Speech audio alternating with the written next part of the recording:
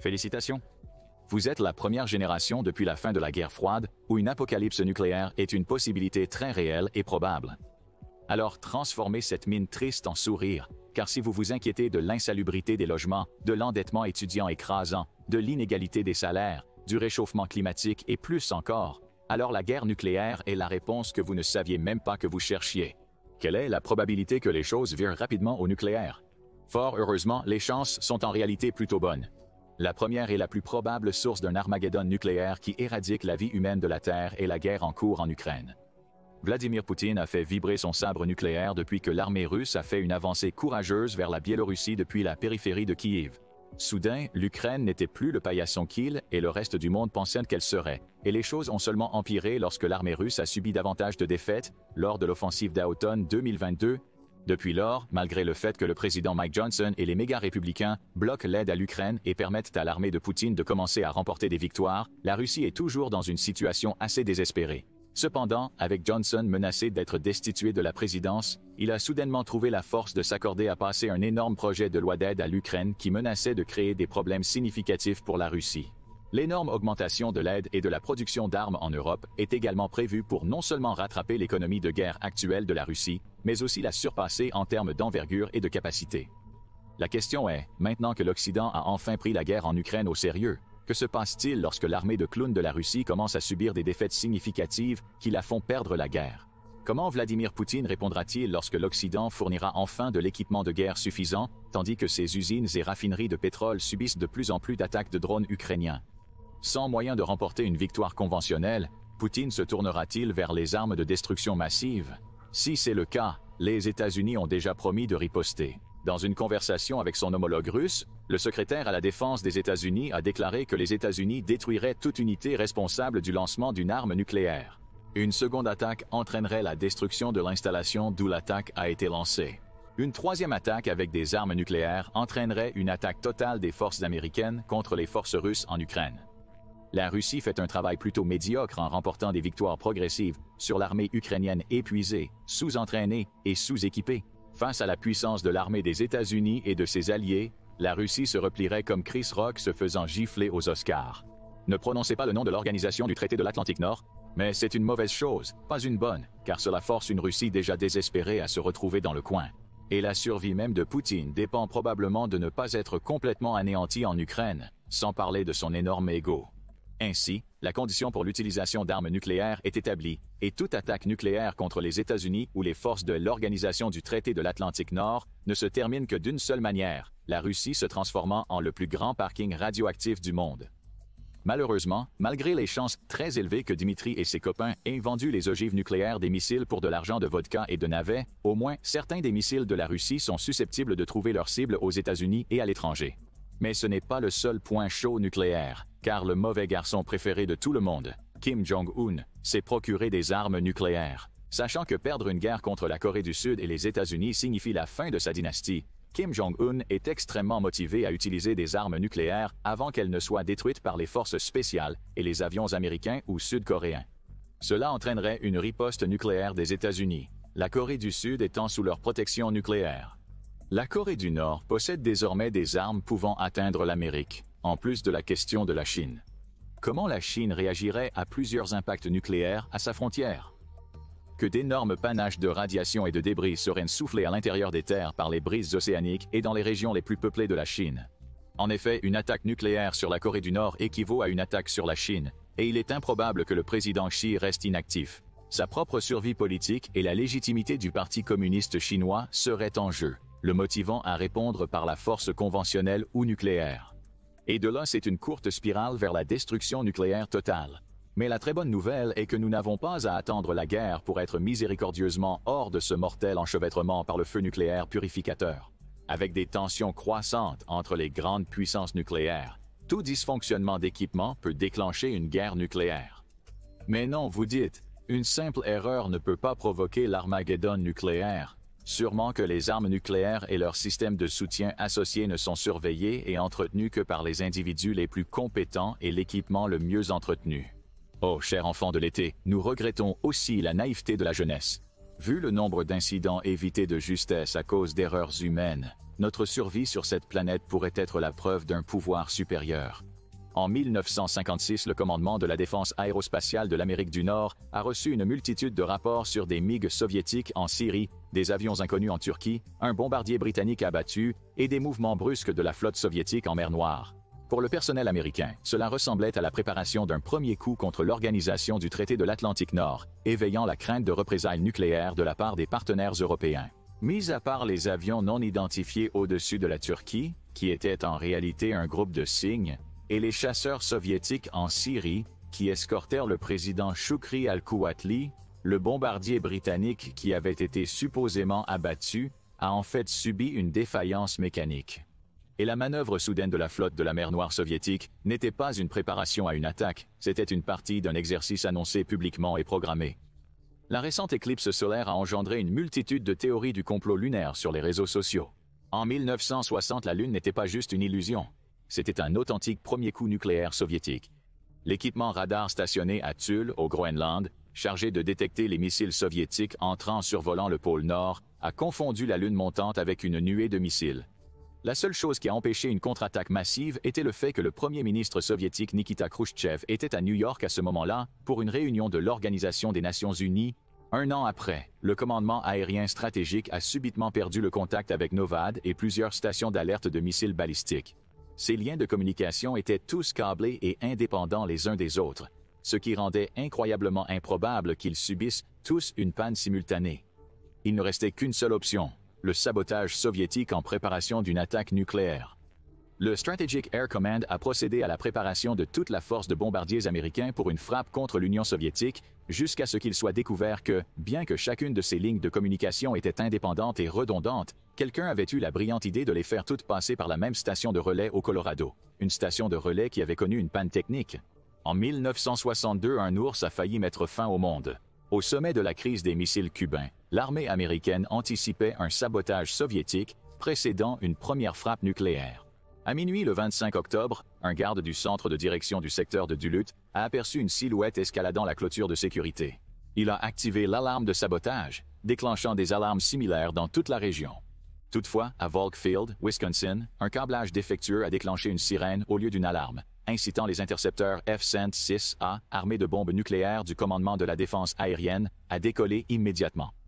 Les équipages de ces avions avaient été informés qu'il n'y aurait pas d'exercice et croyaient donc qu'une guerre nucléaire était déjà en cours. Ce n'était qu'un officier dans le centre de commandement qui a conduit sa voiture sur la piste et a empêché les avions de décoller. L'intrus a également finalement été identifié comme un ours noir curieux. Ces avions auraient peut-être pu être rappelés par radio. Conscient du risque de tromperie ennemie, la majorité des équipages nucléaires ont été formés à ne pas répondre aux appels radio en vol dans une situation réelle. Comme l'équipage d'un Mirage 4 français armé de nucléaire en 1966 qui, en raison d'un orage perturbant les transmissions électriques, a reçu par erreur un ordre de décollage en temps de guerre. L'avion était en route pour livrer sa bombe atomique AN-11 à sa cible et a ignoré tous les appels radio conformément à leur formation. Néanmoins, l'avion très chargé avait besoin d'un ravitaillement en vol, mais arrivé au point de rendez-vous, aucun camion-citerne ne les attendait. Ils ont dû retourner à la base et abandonner leur mission. Ce n'est qu'alors qu'ils ont appris l'erreur. Si vous croyez que ces erreurs étaient limitées au passé, quand les systèmes d'alerte précoce et les armes nucléaires étaient récents, vous vous trompez. En 1995, la Norvège a presque arrêté toute création en lançant une simple fusée de recherche. La Russie avait été informée du lancement au préalable, mais personne n'avait pris la peine d'informer les opérateurs radars russes qui géraient le système d'alerte précoce de la nation. Le lancement détecté a commencé sur une trajectoire parfaitement en miroir de celle d'une première frappe américaine attendue, utilisant des armes lancées par sous-marins près des côtes russes. Le président russe Boris Eltsine a en fait activé la mallette nucléaire, mettant le monde à quelques minutes d'une destruction par simple pression de bouton. Vous sentez-vous mieux? On l'espère, car malgré vos problèmes, une guerre nucléaire est assez proche pour tous nous affecter. Mais comment cela vous affecterait-il personnellement? Serez-vous l'un des chanceux centaines de millions qui auront la chance de quitter ce monde via l'oblitération nucléaire?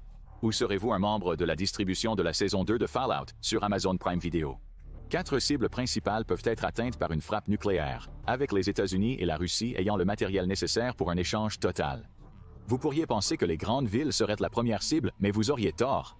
La première chose sur le bionucléaire est les capacités nucléaires de chacun.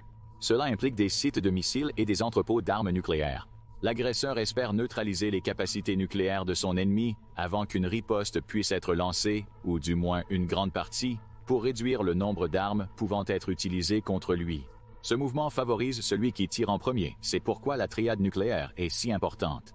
Les nations deviennent résistantes aux premières frappes dévastatrices grâce à la capacité de lancer des armes nucléaires par avion, bateau et silos de missiles.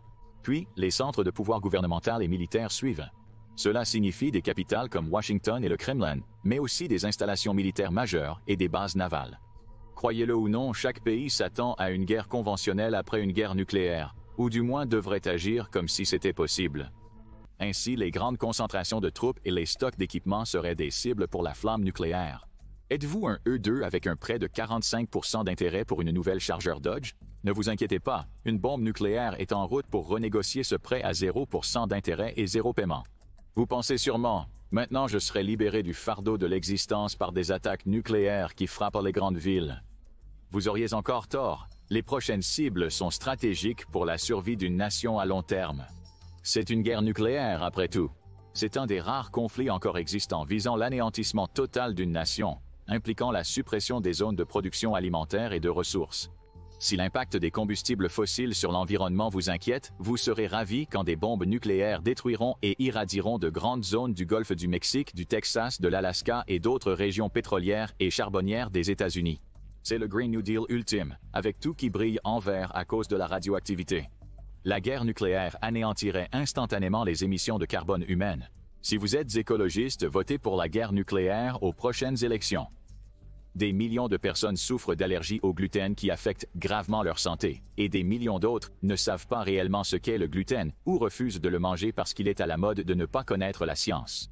La bonne nouvelle est que pour ces deux groupes, la guerre nucléaire résoudra définitivement les allergies au gluten, avec les vastes territoires producteurs de céréales des États-Unis et de la Russie, qui fournissent l'essentiel des céréales du monde, tous couverts de frappes nucléaires. Si vous détestez la cruauté de l'élevage industriel, la bonne nouvelle est que les armes nucléaires libéreront à jamais des centaines de millions d'animaux dans les fermes américaines et russes. Le but de ces frappes est littéralement d'affamer votre adversaire jusqu'à l'extinction et ainsi l'empêcher de reconstruire sa société. D'accord, c'est enfin là, nous vous avons assez fait languir. Avec l'infrastructure nucléaire détruite, les principaux centres gouvernementaux et militaires en ruine et la plupart des terres agricoles et des sites de ressources stratégiques irradiés, c'est enfin à votre tour. Il est enfin temps d'être libéré du cauchemar du capitalisme effréné de fin de phase. C'est simplement une blague, des influenceurs sur les réseaux sociaux et un gouvernement gériatrique dominent. Maintenant, les villes sont ciblées, avec des grandes villes comme New York, Los Angeles et Dallas en premier sur le bio. La destruction des principaux secteurs financiers et culturels est primordiale pour l'objectif d'annihilation totale de l'ennemi. Les attaques terroristes du 11 septembre à New York, où seule une petite partie du secteur financier de la ville a été détruite, ont tout de même entraîné une perte de près de 1% du produit intérieur brut pour l'ensemble de la nation. Les économistes vous diront que la guerre nucléaire est mauvaise pour l'économie, mais ce que leur propagande ne vous montre pas, c'est comment l'Armageddon nucléaire est le moyen le plus rapide et le seul moyen de réduire l'inflation à exactement 0%. Ces mêmes experts financiers vous diront également qu'un marché immobilier en pleine expansion nécessite une législation prudente et une correction du marché. Ce qu'ils ne vous diront pas, c'est que rien ne corrigera de manière permanente le marché du logement et ne rendra les maisons à nouveau abordables, comme l'annihilation de chaque grand centre urbain, accompagné de la mort instantanée de plus de 50% de la population.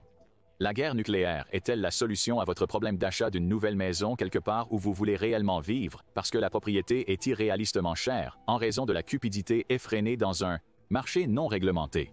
Nous ne prétendons pas que c'est le cas, mais suggérons de considérer les aspects positifs avant de critiquer la guerre nucléaire.